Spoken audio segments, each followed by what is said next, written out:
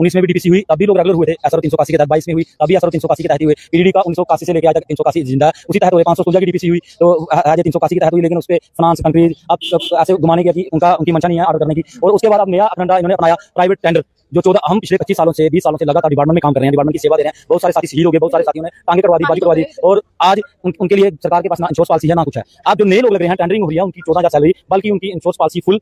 मुझे ये समझ नहीं आ रही है रणनीति क्यों ये अपनाया जा रहा है उनके साथ कुछ। और हम चाहते हैं कि अगर वो इनको दे रहे हैं, हमारे पुराने ये साथी हैं, अगर इनको ही वो 14,000 इनको देते, 18,000 सैलरी इनकी कर देते मिनिमम, तो ये लोग कम नहीं है। यही लोग सिस्टम चला रहे हैं जिस रीड की हड्डी डिपार्टमेंट की है। तो आपके यहाँ पे पीडीडी विभाग के डेली वेजेस टोटल होते हैं, कोई कंपनसेशन कोई अधिकारी विभाग आता है कि आपका परिवार आगे कैसे चलेगा, कुछ आपको पैसे दे देते हैं मदद की? कोई कुछ नहीं देता, वही उस दौरान चंदा इकट्ठा किया जाता है। अब आपने भी देखा मिशन संदूर, आपने भी देखा मिशन संदूर में यही बहादुर सिपाही थे जिन्होंने काम किया। उस दौरान हमारा एक साथी परकवाल का जगदीश नाम का, उस टाइम इनको बड़ा प्रेशर था कि ये अभी लाइट चलानी है, तो उस दौरान वो ऊपर से फायर आया, जहाँ क्या हुआ वो नीचे गिर गया, उसकी पूरी रीढ़ की हड्डी जो है वो डैमेज, आज भी वो मेडिकल कॉलेज में पड़ा हुआ है। कोई कुछ नहीं, उसको पूछने के लिए भी आज तक कोई नहीं गया। तो मैं यही कहता हूँ, ऐसे बहुत सारे साथी यहाँ भी हमारे बड़े साथी हैं जिनकी बाजू कट गई है, टांगे कट गई हैं। हमारे लिए कुछ नहीं है, नए लोग लगाने के लिए, नई भर्ती करने के लिए सरकार के पास कब से लोग लग रहे हैं या लग चुके हैं? ये अब अंदर से इन्होंने लगाना स्टार्ट कर दिया है। पहले भी इन्होंने 2 साल पहले भी किया था, तो हमें पहले पता चल गया, पेपर में इन्होंने शाया किया था, तो हमने उस टाइम तुरंत एक्शन ले लिया था। इस बार इन्होंने अंदर से टेंडर कर दिया, अंदर से लोग लगाना स्टार्ट कर दिए। आज हम आपके माध्यम से इनको ये कहते हैं कि ये जो ऑर्डर है इसे विड्रॉ किया जाए, बल्कि हमारी पिछली 7 8 सालों की पेंडिंग है, वो इनके पास पैसे नहीं है देने के, बल्कि हम इनसे चलाते रहते हैं कि हमें कम से कम मिनिमम वेज एक्ट दे दो। वो हमारे लिए नहीं है, नए लोगों के लिए इनके पास सब कुछ है। मुझे समझ नहीं आ रहा कि ये क्या कर रहे हैं। आपको तो कमेटी का वादा किया है मुख्यमंत्री ने कि 6 महीने की कमेटी है, उस वादे को कैसे देखना है? जो मुख्यमंत्री जी की कमेटी है उस कमेटी में पीडीडी नहीं आता है, क्योंकि पीडीडी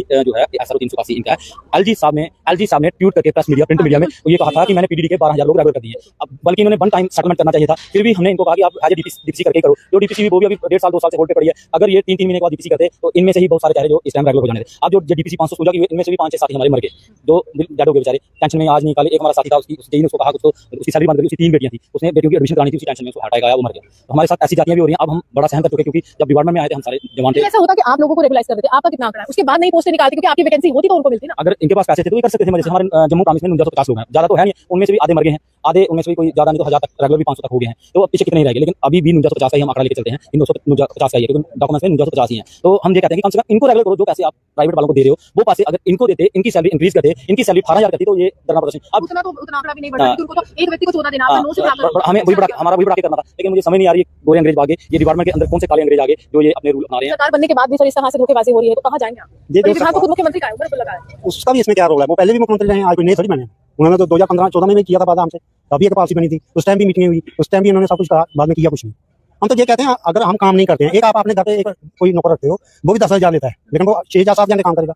हम 9 लेते हैं और 24 घंटे काम करते हैं, इससे जाती और ज्यादा क्या होगा? इस समय काम डबल होता है बिजली का? हाँ, जैसे गर्मियों का मौसम आता है तो काम बहुत ज्यादा काम का प्रेशर होता है हमारे ऊपर, और हमें समझ लगती है। हमें 26 साल हो गए लगे हुए, गवर्नमेंट कौन से नए फंडे अपना रही है। कभी ये बोलते हैं कि हमें इनके पूरे वो नहीं पता है कि कितनी गैदरिंग है।